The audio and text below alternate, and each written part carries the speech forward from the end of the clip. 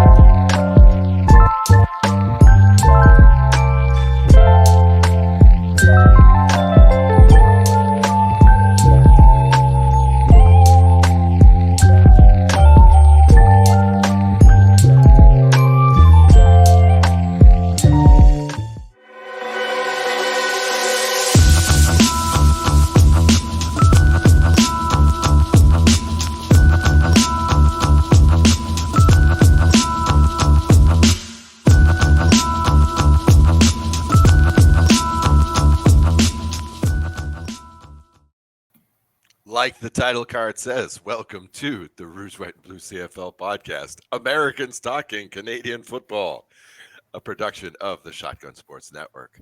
My name's Oz Davis.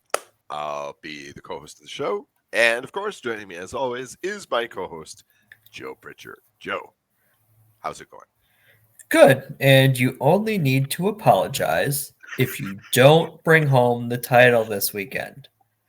If you don't, That's I'm going right. to be upset with you. That's right. I'm going to bring that trophy back where it belongs. Budapest, Hungary. We're talking the trophy for the Canadian Football Podcast. How is it now? The Canadian Football Podcast Network Fantasy League. I, in my feeling, I upset the great USFL Tecmo, coached by Joe Pritchard, this past week in the playoffs of the Fantasy League, and I was thinking, this is a heck of a week for the championship.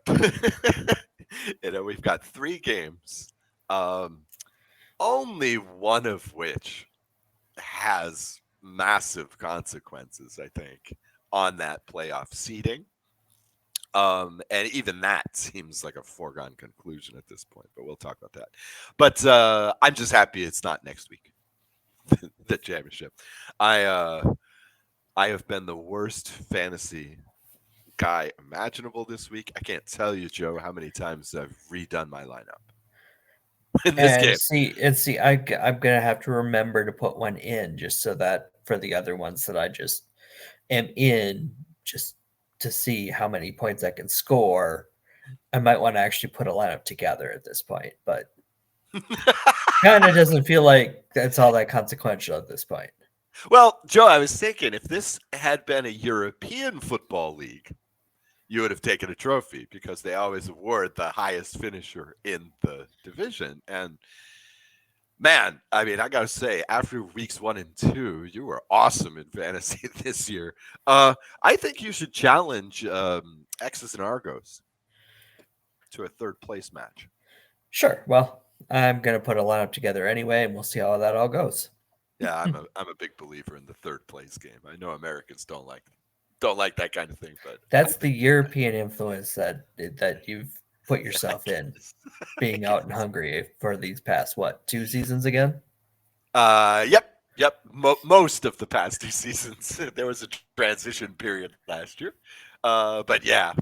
I am submerged. That is for sure. Okay. We're gonna just talk briefly about last week's games. I must apologize for the late. Here I am apologizing again for the late release of this show. It's all my fault. My I mean, you schedule. fit in well with the Canadian culture with all the apologies. Yeah, exactly. I've been teaching that lately. In America, we say "excuse me." In Canada, they say "I'm sorry." So yes, I do feel like the Canadian today. All right, let's get into it real quick. I've been waiting a long time to talk to you about this game, Joe. I wanted to know your impressions on this. Toronto Argonauts 14, Winnipeg Blue Bombers 11. Um, my initial impression is, wow, if you like line play, if you like the battle in the trenches, this was your game. It sure was. um, I tend to get this feeling, and I don't know if this is the way that you look at football games too, but if in the first quarter you're getting stopped on the goal line, if in the first quarter your pretty dead shot place kicker is missing a field goal, I know it's the Bombers, I know it's 2024, but those kind of games feel over pretty quickly. And even so, this one wasn't over until the very end, but it felt like an uphill climb the whole Of game. course. Yep. And just couldn't. The Bombers made too many mistakes early on that they could not make good on later in the game. Toronto's too good of a team to leave that many points on the board against. I mean, the two games that Toronto and Winnipeg have played, Toronto has just made Winnipeg's offensive line, which is one of the better units in the league, look silly when they're trying to pass the ball. I felt like this week was better than the first time around, but not by much. And Toronto left points on the board too in various Oh places. yeah. But Yep. Winnipeg's formula is to get up early, stay ahead, and grind everything out. This felt like a game that they played in June, where they would get behind early and try to claw back and claw back and claw Right. back, but they don't have the firepower this year to do it. It's just not in their DNA. Mhm. They still have pieces from the past 3 years where they could light up the scoreboard on a more frequent basis, but this year it just doesn't seem to click. Mhm. So as to why that is, might be the other teams playing, uh, focusing on the long game against them and knowing that they're going to get their yards in the short game regardless. There's many other possible reasons, but it's just not the big, long, big plays haven't been there like they have been the past 3 years. And this game was a very clear illustration that Winnipeg cannot get behind early in the playoffs, and they cannot try to play comeback and leave points on the board as they go. It's just not a formula that works for anybody for that matter, usually, but it's really one that can't work for Winnipeg this year. Mhm. Well, in terms of the big play, I mean, they just have too many wide receivers on the IR, right? I mean, they don't have the weapons this year. Well, I mean, Dalton Schoen's the only one that was out for the full season. Kenny Lawler came back. Kenny Lawler makes big plays from time to time, Right. and he goes out of his way to make spectacular ones too. It's just for some reason there's the chemistry for the long plays, and it might be Dalton Schoen being out because he's been one of the main targets the past couple of years on the long balls. Mhm. Kenny Lawler's been one of the main targets on the long balls. Having two of those guys is really good because defenses can't focus on well, focus on both of them at the same time. Usually, that could be the answer. I don't know, but it's just not there in the consistency it was in the past few years. Mhm. Okay. Uh, I guess in the broader football picture, this game proves once again that what is that? The communicative property just doesn't work in football. This year, of course, the Hamilton Tiger Cats swept the Argos 3 games to nothing, and now we have the Argos sweeping the Bombers 2 games to nothing. So this really doesn't make much sense unless you want to believe that the Tiger Cats are actually better than the Bombers. I thought I It just could had it could honestly be a matchup thing. Maybe they match up better yeah, against what the Argos yeah. bring than Winnipeg does. Winnipeg's strengths go right into Toronto's strengths, or Hamilton's strengths might hit Toronto's weaknesses. It's one of those things where one team that doesn't have a lot of success against others happens to have your number. And in football, it's a thing that happens. Yeah, plus the Bombers are catching the Argos at the wrong time right now. Unfortunately, once again, Joe, your Bombers are not playing along for the good of the CFL. Uh, Toronto is more or less the hottest team in the league right now as we're getting ready to get into the playoffs. Um, yeah, I have a whole scenario played out in my head, narrative on the Argonauts right now. The Argonauts look good going into the playoffs. They're getting hot at the right time. They're getting the performances Their out of their players. defense is hot, that's for Yeah, sure. The exactly. Which is offense, Winnipeg well, was able to slow them down pretty well. well, yeah, but apparently this year, Joe, defense is the thing, Mm-hmm. right? you know, Montreal has been winning these games based on defense alone. Winnipeg has been shutting teams out in the second half, like the Alouettes, and this is putting them on the top of the division. You have another team with ostensibly two franchise quarterbacks, and it doesn't matter. And the best running back in the league right now, and maybe, and it doesn't matter, you know. So I don't know. I don't know. It looks like defense is the thing this year, and the Argos are starting to look pretty scary going into the playoffs. Um, Not going into the playoffs are the Edmonton Elks and Calgary Stampeders, who played the 23-18. I thought this was a pretty fun game to watch. Unfortunately, I ended up coming away thinking that the Calgary Stampeders at this point exist only to keep Reggie Bagleton's fantasy owners on life support for the rest of the season. Bagleton had pretty decent game this game, but he's about the only guy that seems to produce for Calgary. Was my impression. On the other side, you had, of course, the offense led by Trey Ford. We've seen good Trey, we've seen bad Trey this season. This was mostly good Trey. Couple of interceptions, but what, 23 of 29 passing, I believe he was. Mm-hmm. So pretty nice. Ran the offense pretty smoothly. I don't know. All things being equal, going into next season, because these two teams have to think about that. What do you think? Elks good, Stamps bad for next year?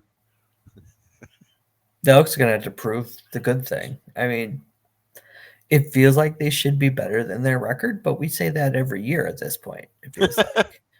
And, Well, and they're just not finding ways to finish games, especially early in the season. okay. They've been stumbling onto quarterback controversies over the past few seasons with the lack of playing Trey Ford for good or for ill, depending on your opinion on that. Most fans are like, more Trey, please. And there's a reason he hasn't been playing as much as people want him to, and we may never find out why. Or we might find out why in an explosive fashion. Who knows? Yeah, well, on one hand, he seems a bit fragile. Is the thing. I mean, he's not getting these major injuries, but he's getting these injuries, and then 2-3 weeks later, when he's ready to come back, now we don't need him anymore because Bethel Thompson has strung together 4 or 5 wins on this offense. For me, the Elks never really put together one complete game. They probably do. They probably have a couple complete games on that schedule this year. But I mean, The you remember this. Labor Day rematch. Okay. Okay. Yep. Right. All right. Yep. That's one. Yep. Okay. Good. Good. Good. Maybe it's the Yeah. exception that proves the rule. Who knows? But well, I mean, in theory, they have 4 top level receivers on their roster. In theory, they have 3. They have the 3-headed monster at in the backfield, which they actually ran on a few plays at points this season. That 3-man backfield, which in the 20s is pretty wild to see. But I felt like they never had a game where all the parts were working at the same time. You say, yeah, they look a lot. I mean, the roster looks a lot better than the record shows. Well, here you go. There you go. I mean, Geno Lewis, for example, has been on fire the past 3 weeks. Okay, where was he the first, 12 games? It's just, Still there. yeah, but not as involved in the offense. It's like, what can we get all these parts working? If the Elks retain all this talent, I think that's especially on the offensive side. That's going to be the question next year for me. Is that like, okay, can all these parts work at the same time? Because if they can, it looks like a machine. This really looks like a solid offense, top to bottom. But I don't know. It just never came together this year. Um, for me, anyway. Okay. We talked a lot about Calgary last week and their prospects, so I won't go into that again this time. Here's another one for you. Wow. Wow. Okay. Riders 39, BC Lions 8. Uh, it's become sort of a grim tradition. I noted that at halftime, the sideline reporter has to ask coach, will you replace Vernon Adams? Right? Will we see? I mean, will we see Vernon Adams in the second half? Will you replace Nathan Rourke? And invariably, Campbell gets up there and says, nah, we're riding our guy, whatever. Well, this time he answered the question, A or B, with C. We got some Chase Price. This guy had this season thrown 14 passes and threw 14 passes in this game. I don't know if anybody had him in fantasy this the past week. I tend to doubt it, but third string quarterback to no avail. To no avail, I'd like to ask you, Joe, as a Bombers fan, which is more distressing to you at this point? Um, the hotness of these riders, or just the pathetic play of these Lions? These Lions have been so sad for this whole what second half, second 2/3 of this season, and like I don't know which is worse for you as a Bombers fan. I mean, I'm just sitting here. I'm going to put my CFL cap on going. BC had everything going for it. It was starting to draw crowds. It was starting to draw some more mainstream attention in Vancouver. And then, Starting to draw free agents. you know? yep. And then it just all imploded. And there's Yep. something wrong there. Yeah. There's clearly a problem. Mhm. I mean, you could blame it on Nathan Rourke if you really wanted to.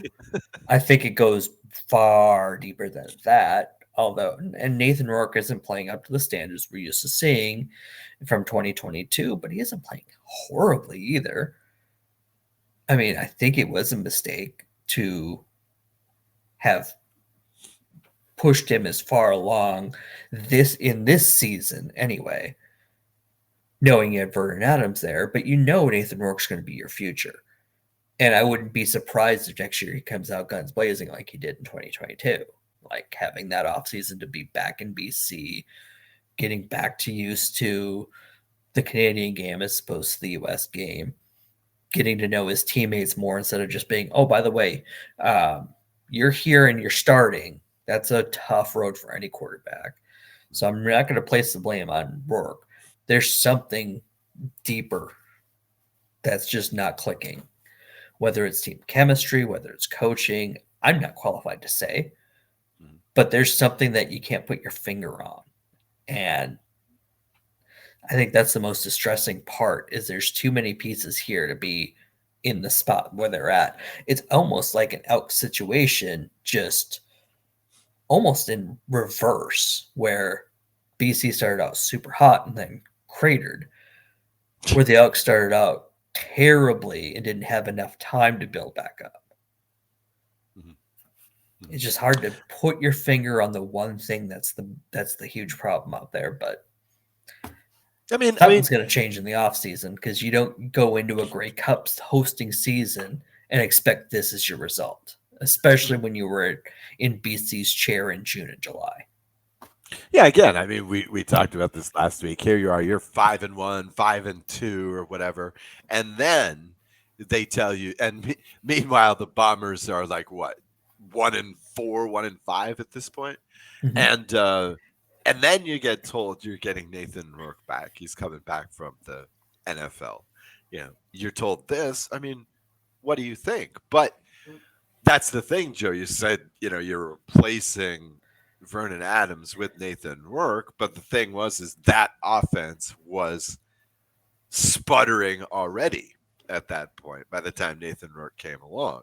Sure, And but BA had only had a game or two where it wasn't in sync and he was dealing with injuries too. So, well, yeah, but on the yes, that was the thing, though. I mean, injuries are part of the game in football, right? So you've got to factor that in. Again, this has been Trey Ford's problem. Not these huge crippling injuries, just these injuries that'll knock you out for a week or two, allowing, the other quarterback who might not be as good, who is not who this offense might have been designed for, to come in and, just not produce but just produce well enough to stay in. It's like Bo Levy got sat for far less than Vernon Adams, in terms of performance. Bo wasn't producing the wins, but he's been a consistently good quarterback all year. Vernon has not. Vernon was when he's I mean, after watching this guy in Montreal, it's like with Vernon Adams, I feel like you get all or nothing. He's either going to look like the best quarterback in the game, or you're going to wonder why, we're not starting Jake Meyer instead of him. It's like that's what you get with Vernon. It's just like, so I can see why they pulled him. I mean, we all assumed, well, maybe not we all, but a lot of us assumed that Nathan Rourke would be game ready.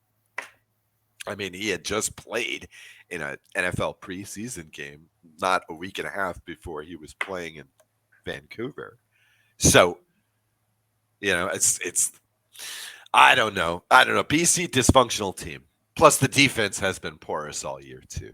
This defense is perfectly willing to give up, say, 39 points to the Riders. right. Yeah, And the Riders will score that. Sure, of course. Right Trevor now, Harris is good enough to beat an average to even above average defense pretty handily. And when you're below average, God help you. I mean, I think that the Riders are a good. I don't know. I don't want to say lesson because they haven't been very consistent this year. But if you look at this Riders team, this is not a roster where you go, wow, this is a 12-5 team, 12-6 team. You don't do that. What their best receiver this season has been Emilus.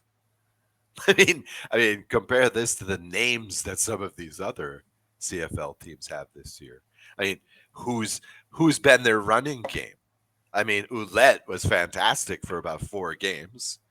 Injured, disappeared for a while. Lately, he's put in a couple of good games. He looks like he's about in week 5 of the season right now. So he might be pretty dangerous going into the playoffs. But this has not been a team packed with star power. Trevor Harris is not regarded typically as one of the top 2 or 3 or 4 quarterbacks in the league right now. But the Riders seem to have refound that chemistry that you are talking about. Certainly a lot more than BC. My God. Yeah, and that was a big test for Corey Mace as they had Right. the nice hot start, they had the swoon, and usually when the Riders hit that patch, they just keep going and slide right into the offseason. This year, Right. they were able to correct course, which, I mean, that's why you brought in Corey Mace to begin with, right? Yep. Culture change. And, Trevor Harris has always been a solid quarterback. I've been ranting about this for years. He'll give you the fantasy numbers for sure. He's a stat guy. It's just I don't know. I don't think he's not a guy that makes the difference between winning and losing, as a quarterback. But this right now, the Riders have it all together. Now, how concerned are you about seeing the Riders in the West Final, Joe? Concerned only in the sense that I don't want to lose to the Riders in the playoffs ever. I don't want to lose to the Riders ever, just because. And like we're mentioning, they're going to give a good game. I don't think they go into Winnipeg or who knows, host and blow the doors off of the Bombers, but I don't want to have to sit there and chew on my fingernails for 3 hours either, Right. right? Right. Like, I feel like I'm going to get with the Toronto Argonauts in the East Final. That's going to be a nail biter. Oh, my God. Right. So, speaking of my team, we closed off the week with Alouettes 19, Ottawa Redblacks 12. Nice to see again, broken record time. Nice to see again this Montreal defense. I mean, wow. I mean, kept the Red Blacks out of the end zone the entire game. I have to feel a little bit bad for the Red Blacks at this point. The Red Blacks are going cold at exactly the wrong time. This was a very nice story earlier in the season, but now we've been talking about quarterbacks. The quarterback power is just not there for the Red Blacks right now, and it's kind of unfortunate. I feel like Ottawa has turned into a pumpkin here. Now, Montreal defense is pretty good, so there's no shame here. But geez, I felt like the Red Blacks were never a threat to even put it in the end zone in this game. Oh, no. You? No. Especially with the weather the way it was, forget it. Right, There was no way right, they were doing that. right, right. And this again was nice to see as a Montreal Alouettes fan. 2 or 3 weeks from now could be nice and cold in Montreal, Yep. and And you so got Davis Alexander some good reps so yep, that yep, he's fresh going into the playoffs and yep. back healthy, and The thing about your season isn't over if Cody limps off, right? right, and the thing is, Cody Fajardo has not been particularly high watt recently, and Davis Alexander was not awesome in this game by any stretch. 14 of 24 for 208 yards. But as an Alouettes fan, all things being equal, Davis is more exciting. It feels like more is happening out there, even if it isn't. Like, okay, for example, in this game, for some reason, Fletcher could not get going. 37 yards on 10 carries, but geez, Alexander had 45 yards on just 6 carries. I mean, he had some opportunities. He moves around there in the pocket. And, Fajardo is a nice drop back passer. But I don't know. I guess I'm just spoiled. Too much NFL in that, you like this mobile quarterback. And Davis Alexander has some steps. He's got some moves out there. So, again, I don't know if he's better than Fajardo, but it's more fun. It's more fun as an Owls fan, especially in this game. Wow. If Fajardo had played, he might have been a little miserable out there in this weather. So, my impressions going into the playoffs, I don't know what you think, Joe. I think the Owls will be okay because of this defense and because the weather, gets a little bit colder. Having this home field advantage in the East Final should be big for Montreal. Yeah, and they've been the most consistent team in the league all season. Mm-hmm. So Mm-hmm. I don't think you have a whole lot to worry about. Yeah. Well, I don't know. I just hope what you have to fear, I think, as an Owls fan is snow. Really cold weather in that championship game, because that's when you can throw out the lines, you can throw out a lot of the playbook, chaos enters, and the Toronto Argonauts end up winning in an upset. So that's the thing you really have to fear, I think, as a Alouettes fan. this year. Is I don't like this weather possibility. I like it that it's going to slow down the game and it's going to take it down to a defensive game. But Toronto defense looks good right now, so That they do. yeah, I'm a So little at bit that point, you're asking for Chad Kelly to make some mistakes. worried. And who would be sad about that? You know, except for some Nobody Toronto in this room. fans. All right. Okay, great. So that was last week. I know it was a long time ago. I apologize for that, but I'm still thinking about some of these games. So let's go on. This is the part of the show where I like to do the plug. So let's talk about our sponsor, RoyalRetros.com. Royal Retros, when they talk retros, they are talking about sports gear, sports paraphernalia, stuff like baseball caps, hoodies, t-shirts, mugs, and lots more. These are emblazoned. Love that word, emblazoned, with the logos of the well known and much beloved defunct teams of the past from leagues such as the World Hockey Association, the ABA in basketball, the Negro Leagues in baseball, the USFL, I guess 1.0, and the XFL 1.0 in American football, etc., etc. For our listeners, you get 10% off when you enter the promo code RWBCFL at checkout. Still good through the CFL playoffs, this promo code. So, RoyalRetros.com is your stop. RWBCFL is your 10% off promo code. Enjoy Royal Retros. It's a great shop online for all your gear. Right. All right, Joe, going into next week's games. But first, scenarios for the playoffs. What do we Okay. have? So week 19 was last week. Toronto earned its way into the postseason with the victory, eliminating Hamilton. Crossovers are no longer a thing either which way. The only scenario, because we have a short week this week, a Toronto win means Toronto hosts Ottawa in the East Semi. Wow. Jesus. Okay. So going forward, because both Winnipeg and the Riders are off Mm-hmm. this week. So going forward, now what's the situation? Because the Bombers, I believe, are a game and a half up because of the Nope, they're tie. half a game up. They're half a game up. Okay, Right. because of that tie, more or Mm-hmm. less. So Winnipeg Okay, so needs what so, happens? so for week 21, Winnipeg needs to beat Montreal in Montreal, Okay. which I'm hoping you guys are sitting everybody you have or Oh yeah. playing everybody for like a quarter or something, Oh yeah. because that would be great. So please help us out.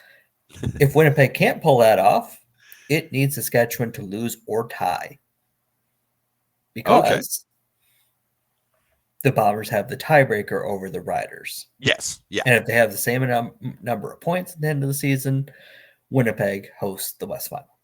Mhm, mhm, So Winnipeg win or tie, or Saskatchewan loss mhm. or tie does the job for Winnipeg. Saskatchewan hosts the West Final if Winnipeg loses, and Saskatchewan wins in Calgary. Wow. Wow. I can't believe that this is so close. I can't believe that this West is so close. But then you always have to remember that the Bombers started this season 2-6. They certainly don't look like a 2-6 team right now, but neither do the Riders, for that matter. Yeah, but it Wow. turns out the season doesn't start on Labor Day, and June and July do have their consequences. Yeah. Yep. It's true. It's true.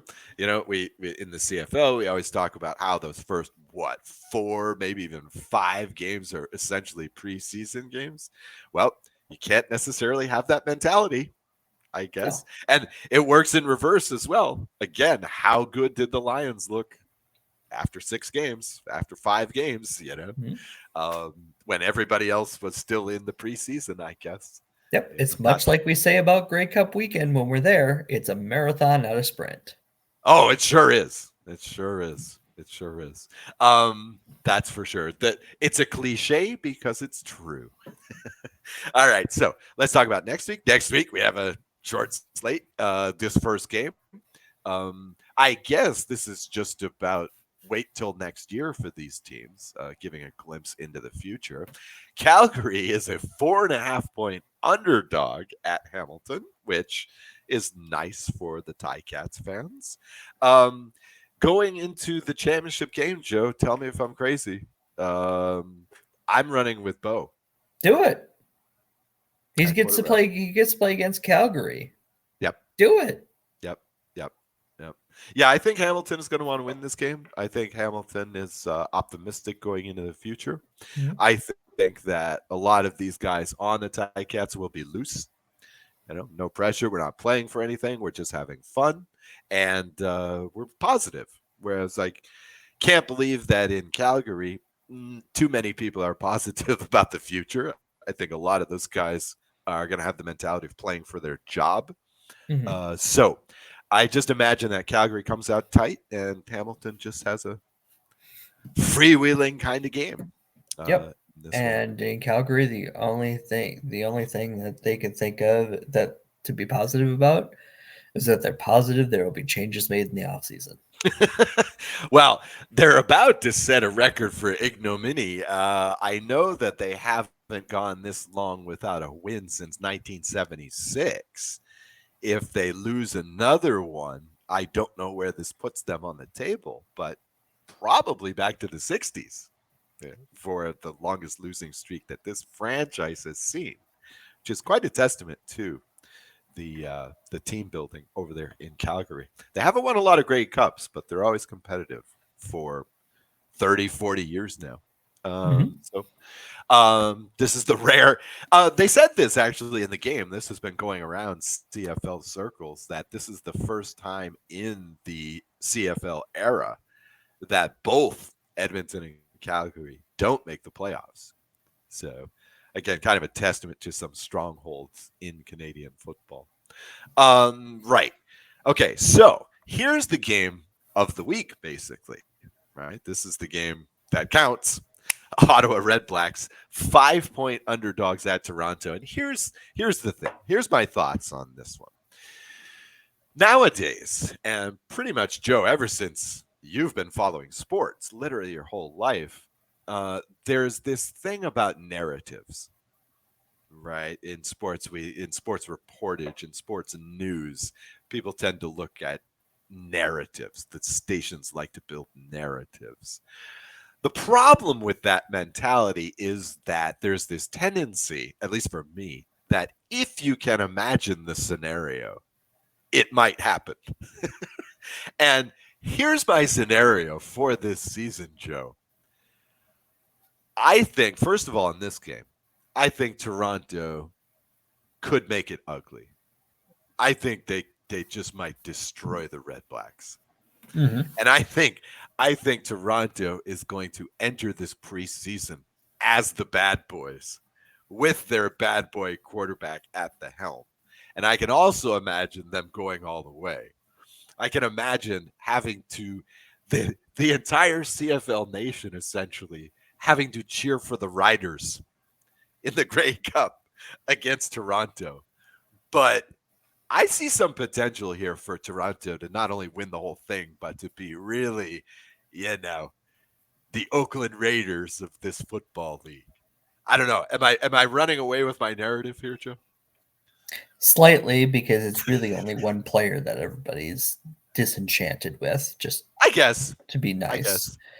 Yeah. And we could have a reverse of last year where Hmm. Toronto becomes the hot team going into the playoffs and just runs roughshod over the expected expected the defending champs, actually, Right. both Yeah. ways. Yeah. We could just reverse the roles too. Yeah. That's in Oh play yeah. too. Oh yeah. Oh yeah. That is that is exactly what I think. I mean, we've seen Toronto do this before, given no or little chance to get through to the Grey Cup, and surprise, they become the champions. So, but yeah, I guess you're right. I guess you're right. There's really not too many unlikable characters on this team. They haven't been.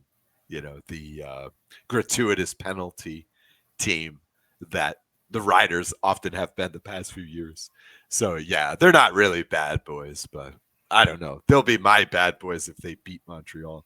But I think in this game, Toronto is just gonna destroy the Red Blacks. I think they know they have to win, and I think they're gonna win big. I think they're gonna Yep. run it up. And for Ottawa, though, they got to remember that this is still a big step in the right direction. Sure. Hopefully, they get Drew Brown back healthy.